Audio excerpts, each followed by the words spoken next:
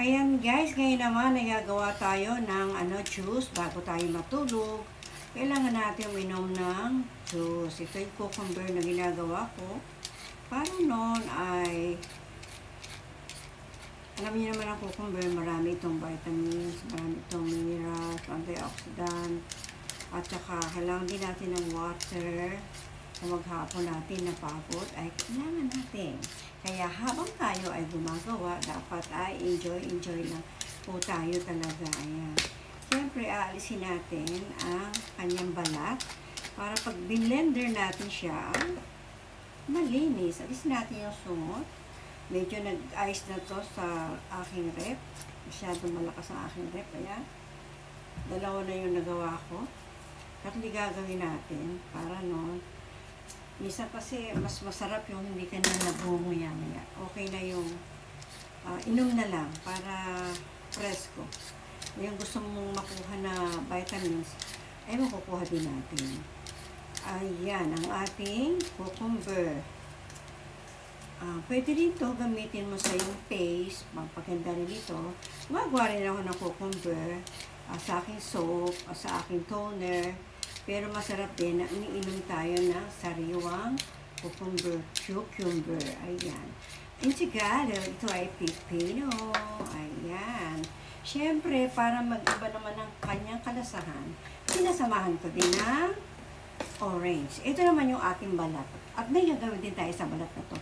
Wala po tayong sasayangan. Ito naman gagawin natin fermented fruit juice. Papakita ko sa inyo kung paano gumawa ng fermented fruit juice na ididilig naman natin sa ating mga halaman. Ayan guys, sasamahan natin ito ng apple. Ayan ang ating kasi minsan nakakatapad din na ngumunguya, pero kung ito ay iinumin mo na lang na juice na fresh, no sugar added, ay okay na. Sabi nga, 1 apple a day is good for the health. At syempre, ayan, magkasama kaming mag-asawa na mahilig din naman. Dati silang ginagawa ko ng ganito. Pero, tinikman ko, masarap naman. Kaya nasanay na rin ako. Dati kasi nilalagyan ko pa siya ng sugar. Pero ngayon, hindi na. At yung buto naman niya ay itinatabi ko at akin namang itinatanim. Ganun. At yung balat naman niya ay ginagawa ko din pong fertilizer para sa aking mga halaman. Kaya yung tomato ko ay hindi nawawala ng bunga. Yung mga kasabayan niya na hindi nilalagyan ng fermented fruit juice ng amino acid, ay sila ay wala na. Pero ako ay yan.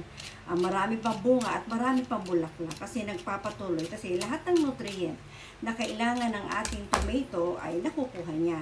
At meron din tayong calpos, meron din tayong lactic acid. At sabi ko nga sa inyo, lahat ng bagay na kailangan ng ating halaman, dapat ginagawa natin. At yung mga bagay din naman na yan, nasa kapaligiran lang naman natin at hindi masasaya. Ayan, may 2 apple na tayo. At yan, meron din akong carrots, kaya lang wala na, hindi ako nakabay. Kaya ito na lang muna, ang apple at saka ang cucumber at saka lalagyan natin ito ng orange. At yung mga balat niya, alam nyo, maraming nasasayang sa alam nyo naman, nasa balat daw nandyan ng ating mga mas maraming nutrient. Kaya lang, kailangan din naman ng ng halaman natin ng nutrient. Okay na sa akin yung balat ay kanya. Dahil meron din naman ang mga laman. May fibers din naman ito. Kaya, din ang vitamin C.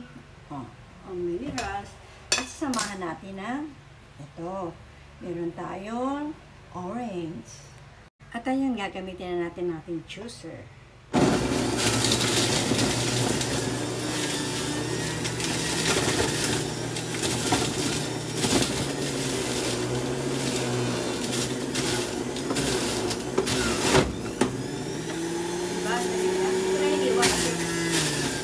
Malambot naman yung buko.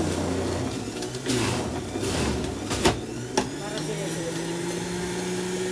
Basta malalaki ito.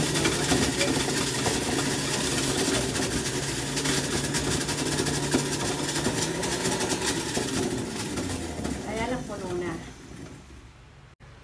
Ayan, malalagay na natin dito.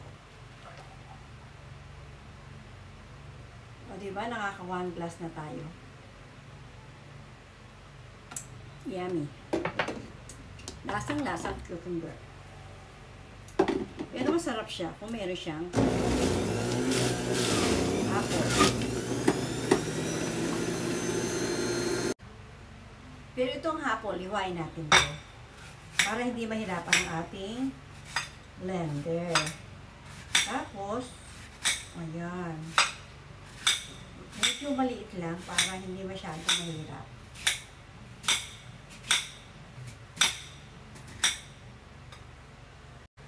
Ayan, tingnan natin.